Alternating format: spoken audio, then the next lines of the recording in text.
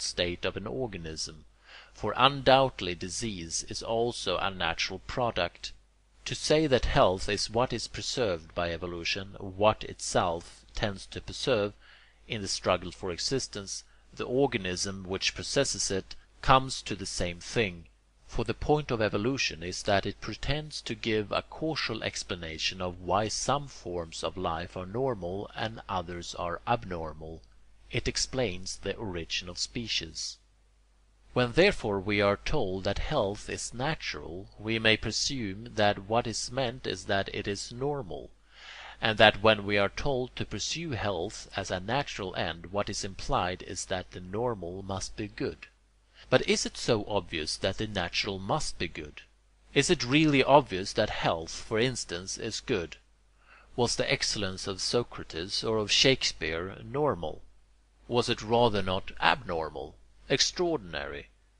It is, I think, obvious in the first place that not all that is good is normal. That, on the contrary, the abnormal is often better than the normal. Peculiar excellence, as well as peculiar viciousness, must obviously be not normal but abnormal. Yet it may be said that nevertheless the normal is good, and I myself am not prepared to dispute that health is good. What I contend is that this must not be taken to be obvious, that it must be regarded as an open question. To declare it to be obvious is to suggest the naturalistic fallacy, just as in some recent books a proof that genius is diseased, abnormal, has been used to suggest that genius ought not to be encouraged. Such reasoning is fallacious, and dangerously fallacious. The fact is that in the very words health and disease we do commonly include the notion that the one is good and the other bad. But when a so-called scientific definition of them is attempted, a definition in natural terms, the only one possible is that by way of normal and abnormal. Now it is easy to prove that some things commonly thought excellent are abnormal, and it follows that they are diseased. But it does not follow, except by virtue of the naturalistic fallacy, that those things commonly thought good are therefore bad.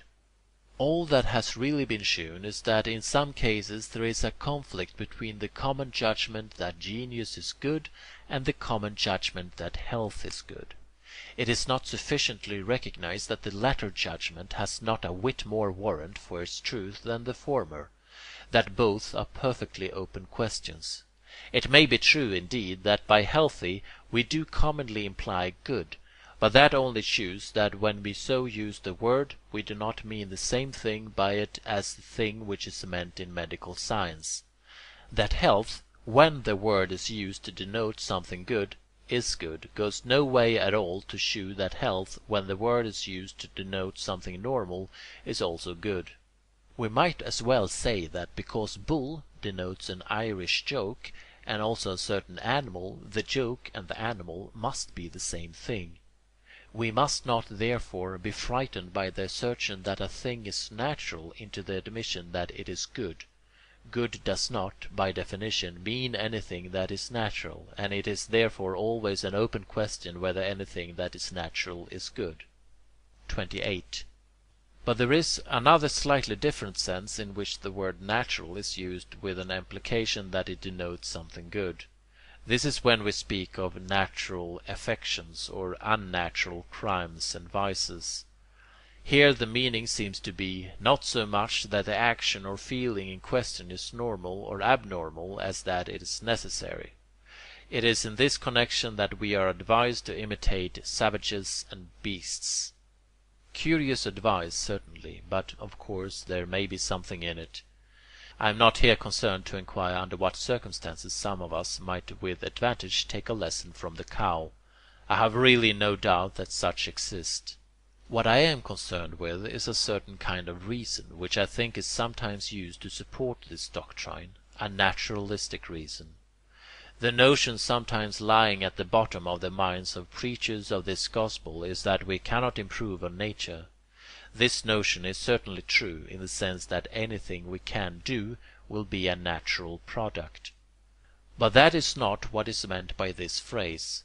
Nature is again used to mean a mere part of nature, only this time the part meant is not so much the normal as an arbitrary minimum of what is necessary for life.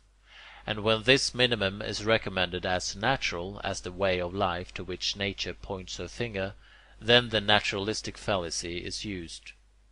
Against this position I wish only to point out that though the performance of certain acts, not in themselves desirable, may be excused as necessary means to the preservation of life, that is no reason for praising them, or advising us to limit ourselves to those simple actions which are necessary, if it is possible for us to improve our condition even at the expense of doing what is in this sense unnecessary.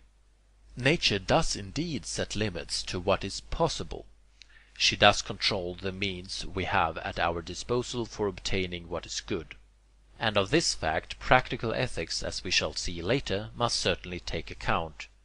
But when she is supposed to have a preference for what is necessary means only what is necessary to obtain a certain end, presupposed as the highest good. And what the highest good is, nature cannot determine. Why should we suppose that what is merely necessary to life is ipso facto better than what is necessary to the study of metaphysics, useless as that study may appear? It may be that life is only worth living because it enables us to study metaphysics, is a necessary means thereto. The fallacy of this argument from nature has been discovered as long as Lucian. I was almost inclined to laugh, says Callicratidas in one of the dialogues imputed to him, just now when Charicles was praising irrational brutes and the savagery of the Scythians. In the heat of this argument he was almost repenting that he was born a Greek. What wonder if lions and bears and pigs do not act as I was proposing? That which reason would fairly lead a man to choose cannot be had by creatures that do not reason, simply because they are so stupid. If Prometheus or some other god had given each of them the intelligence of a man, then they would not have lived in deserts and mountains, nor fed on one another. They would have built temples just as we do. Each would have lived in the center of his family, and they would have formed a nation bound by mutual laws.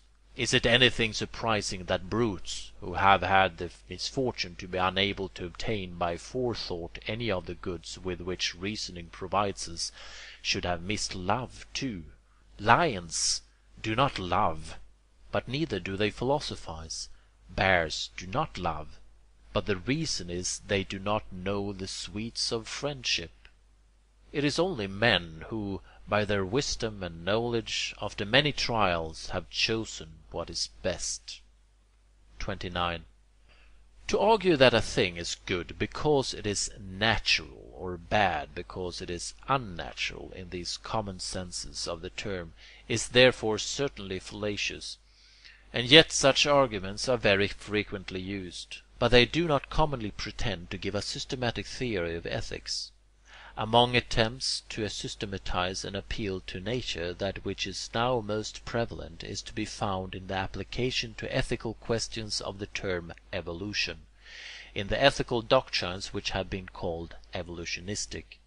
These doctrines are those which maintain that the course of evolution, while it chooses the direction in which we are developing, thereby and for that reason chooses the direction in which we ought to develop. Writers who maintain such a doctrine are at present very numerous and very popular, and I propose to take as my example the writer who is perhaps best known of them all, Mr. Herbert Spencer. Mr. Spencer's doctrine, it must be owned, does not offer the clearest example of the naturalistic fallacy as used in support of evolutionistic ethics. A clearer example might be found in Guyot, a writer who has lately had considered vogue in France, but who is not so well known as Spencer. Guyot might almost be called a disciple of Spencer. He is frankly evolutionistic and frankly naturalistic, and I may mention that he does not seem to think that he differs from Spencer by reason of his naturalism. The point in which he has criticized Spencer concerns the question how far the ends of pleasure and of increased life coincide as motives and means to the attainment of the ideal. He does not seem to think that it differs from Spencer in the fundamental principle that the ideal is quantity of life, measured in breadth as well as in length, or as Guyot says, expansion and intensity of life, nor in the naturalistic reason which he gives for this principle. And I am not sure that he does differ from Spencer in these points. Spencer does, as I shall shew, use the naturalistic fallacy in details, but with regard to his fundamental principles the following doubts occur. Is he fundamentally a hedonist? And if so, is he a naturalistic hedonist? In that case he would better have been treated in my next chapter. Does he hold that a tendency to increase quantity of life is merely a criterion of good conduct? Or does he hold that such increase of life is marked out by nature as an end at which we ought to aim? I think his language in various places would give color to all these hypotheses, though some of them are mutually inconsistent. I will try to discuss the main points. 30. The modern vogue of evolution is chiefly owing to Darwin's investigations as to the origin of species. Darwin formed a strictly biological hypothesis as to the manner in which certain forms of animal life became established, while others died out and disappeared. His theory was that this might be accounted for, partly at least, in the following way. When certain varieties occurred, the cause of their occurrence is still in the main unknown. It might be that some of the points in which they have varied from their parent species or from other species then existing made them better able to persist in the environment in which they found themselves, less liable to be killed off. They might, for instance, be better able to endure the cold or heat or change of the climate, better able to find nourishment from what surrounded them, better able to escape from or resist other species which fed upon them, better fitted to attract or master the other sex. Being thus liable to die, their numbers relatively to other species would increase, and that very increase in their number might tend towards the extinction of those other species. This theory, to which Darwin gave the name natural selection, was also called the theory of survival of the fittest. The natural process which is thus described was called evolution. It was very natural to suppose that evolution meant evolution from what was lower into what was higher. In fact, it was observed that at least one species, commonly called higher, the species man, had so survived, and among men again it was supposed that the higher races, ourselves for example, had shewn a tendency to survive the lower, such as the North American Indians.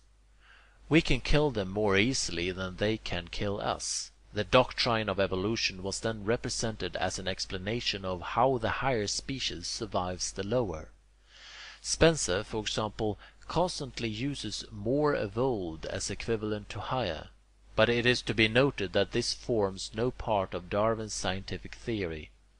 That theory will explain equally well how by an alteration in the environment, the gradual cooling of the earth, for example, quite a different species from man, a species which we think infinitely lower, might survive us. The survival of the fittest does not mean, as one might suppose, the survival of what is fittest to fulfill a good purpose, best adapted to a good end. At the last, it means merely the survival of the fittest to survive, and the value of the scientific theory, and it is a theory of great value. Just consists in shewing what are the causes which produce certain biological effects. Whether these effects are good or bad, it cannot pretend to judge. End of chapter 2, part 1.